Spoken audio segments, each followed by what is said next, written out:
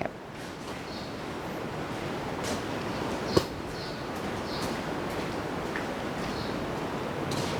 โอเค now we are recording video you can go to see e-learning on this website okay this website Buddhist study program website okay where you go เอาลืมไปภาษาเลยพระเวียดนามไม่มานะวันนี้เนาะเขาไม่ได้เรียนวิชานี้ใช่ไหมครับโอเคครับyou go to my name there ไปที่ชื่อพระอาจารย์กับพระมหาสุวชิรยานุตรงนี้นะครับปึ๊บนะครับโอเคครับก็จะมาหน้านี้ครับเห็นหน้าพระอาจารย์อย่าเพิ่งเบื่อครับนะแล้วก็ไปที่ไหนครับปรัชญาเบื้องต้นนะครับท่านไปที่นี่เลยนะครับปึ๊บนะครับปรัชญาเบื้องต้นครับปรัชญาเบื้องต้นในนี้ก็จะมีปรัชญาตะวันออกตะวันตกถามตอบภาษาอังกฤษภาษาอังกฤษนะครับข้อสอบเป็นภาษาไทยหมดนะครับตัวอย่างข้อสอบเทอมที่แล้วนะครับสไลด์สอนคือวันนี้พระอาจารย์เอาไว้ในนี้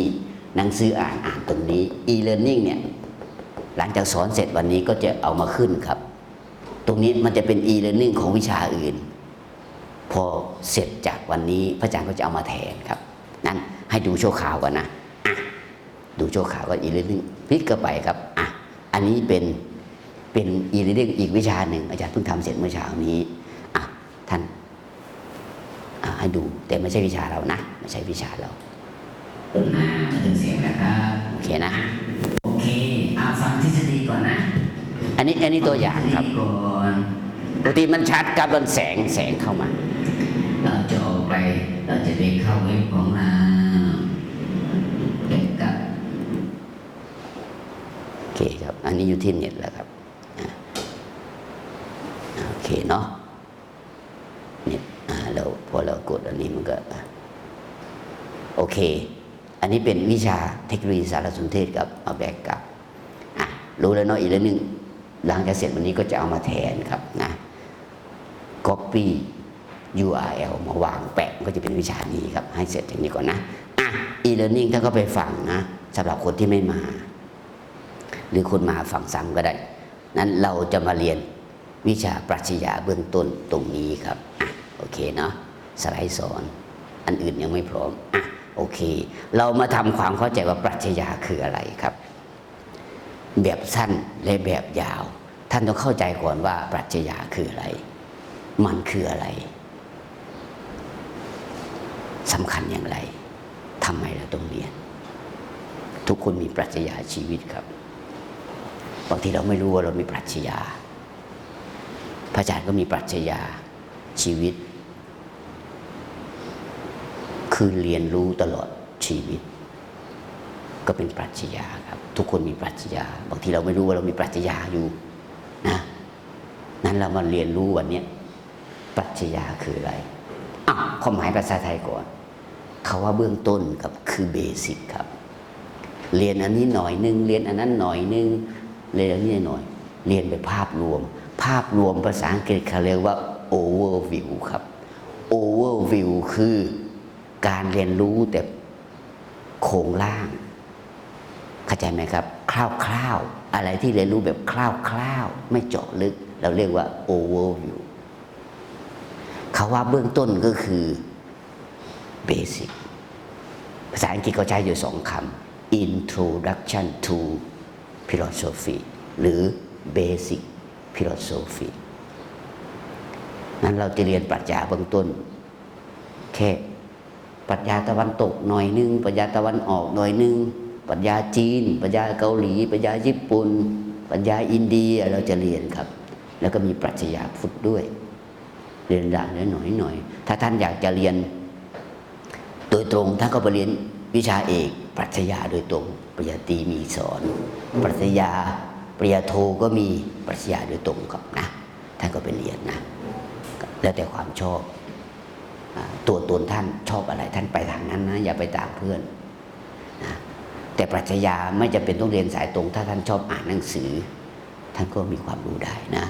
ปรัชญาเบื้องต้นคือปรัชญาพื้นฐานก็คือ basic philosophy มาดูคำว่าปรัชญาคืออะไรกันครับภาษาไทยก่อน ปรัชญาคือภาษาสันสกฤตครับ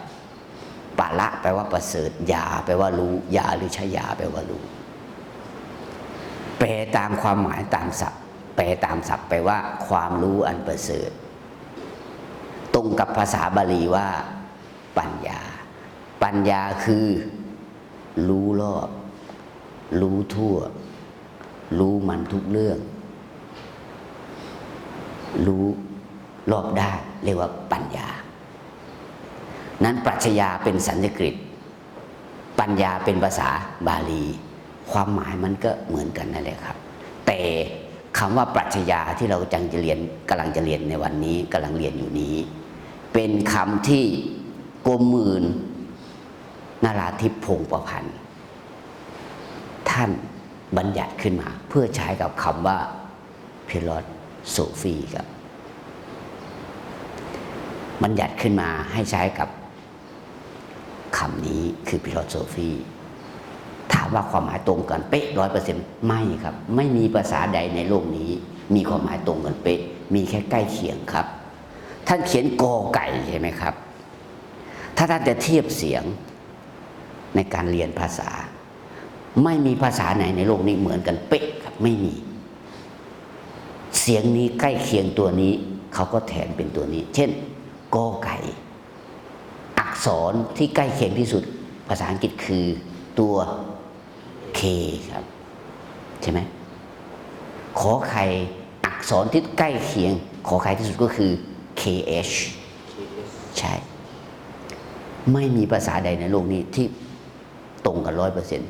นั้นจริงเป็นเรื่องปกติเวลาเราเขียนชื่อของเรา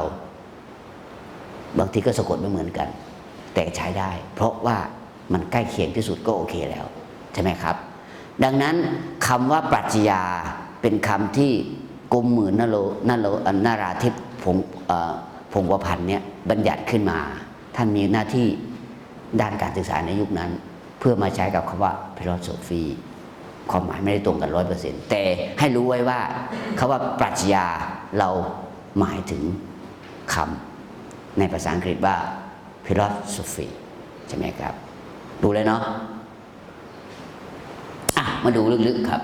แล้วปรัชญาคืออะไรอย่าไปตอบเขาว่าปรัชญาคือความรู้อันประเสริฐอย่าไปตอบว่าปรัชญาคือการรู้ทั่วอันนั้นคือคำแปลครับปรัชญาคืออะไรตอบได้เลยคะแนน100% the way of thinking ตอบอย่างนี้ได้100%นะครับไม่ต้องพูดเยอะครับ the way of thinking ภาษาไทยแปลว่าแนวคิดครับนี่คือความหมายที่แท้จริงนั้นเวลาถ้าจะบอกใครเราเรียนบาลีมาเนี่ยแปลตามคำศัพท์แปลตามรากศัพท์ธาตุวิภัตปัจจัยเรียนบาลีมาใช่ไหมแต่เราไปคุยกับคนอื่นนะเขาไม่ได้เรียนภาษาบาลีมาเขาไม่เข้าใจนั้นเวลาเราให้คนอื่นฟังเราต้องพูดความหมายที่มันเข้าใจง่ายๆปรัชญาคืออะไรปรัชญาคือแนวคิด100%นะครับอยากจะรู้แนวคิดของโสกราติสเราก็ไปอ่านปรัชญาโสกราติสเราจะรู้แนวคิดของเติ้งเสี่ยวผิงเราไปอ่านหนังสือเกี่ยวกับแนวคิดเติ้งเสี่ยวผิงอยากจะรู้ปรัชญาของคาร์ลมาร์กซ์ก็ไปอ่านแนวคิดของคาร์ลมาร์กซ์สรุปแล้วปรัชญาคือแนวคิดภาษาอังกฤษใช้คำว่า the way of thinking โอเคไหม the way of thinking จำแค่ภาษาอังกฤษพอเพราะภาษาอังกฤษมันคุมหมดเลยครับใช่ไหมครับ the way of thinking วิธีคิดเขาคิดกันยังไงทำไมเราต้องคิดมนุษย์เจริญขึ้นมาได้เพราะมนุษย์รู้จักคิดต่างจากสัตว์ทั่วไปสัตว์มันเคยทำรังไงมันก็ทำรังอย่างนั้นมันไม่เคยมีบ้าน2 ชั้น 3 ชั้นแบบเราแต่มนุษย์แตกต่างจากสัตว์ทั่วไปมาดูครับรู้แล้วเนาะปรัชญาคือแนวคิด the way of thinking ดูภาพนี้ข้อสอบก็จะมีแต่ภาพครับ AI ช่วยทำให้นะเทอมที่แล้วกับเทอมนี้สอนไม่เหมือนกัน 100%ตามเทคโนโลยีพระอาจารย์ชอบตามเทคโนโลยีครับนะ AI เนี่ยทำให้พระอาจารย์ทำยังไงคำสั่งที่เราคุยกับ AI เรียกว่า prompt ใช่ไหมครับ ระอาจารย์ก็จะบอกเขาว่า อันนี้เล่าให้ฟังเพื่อจะเอาไปใช้ คุณคืออาจารย์สอนยกย่องเขาก่อน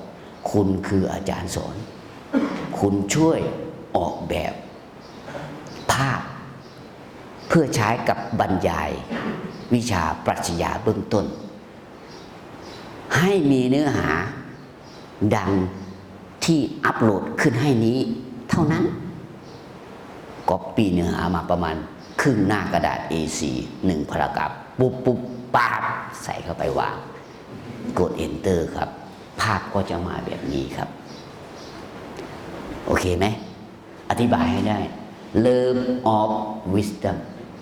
Love of Wisdom รักปัญญารักในการแสวงหาความรู้คือความหมายคำว่า philosophy พิโลหรือพิลอสแปลว่าเลิฟโซเฟียแปลว่า wisdom แปลว่าปัญญานั้นวิชาปรัชญาตามรูปศัพท์คำว่า philosophy ก็คือรักปัญญารักในการแสวงหาความรู้คนไม่รู้ไม่ใช่คนโง่แต่คนไม่ใฝ่รู้คือคนโง่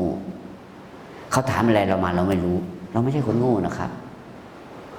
เราไม่ได้รู้ทุกเรื่องใช่ไหมคนไม่รู้ไม่ใช่คนโง่แต่คนโง่คือคนไม่ใฝ่รู้เติมใฝ่เข้ามาถ้าไม่ใฝ่รู้ปุ๊บโง่ทันทีครับไม่ต้องบอกเลยครับโง่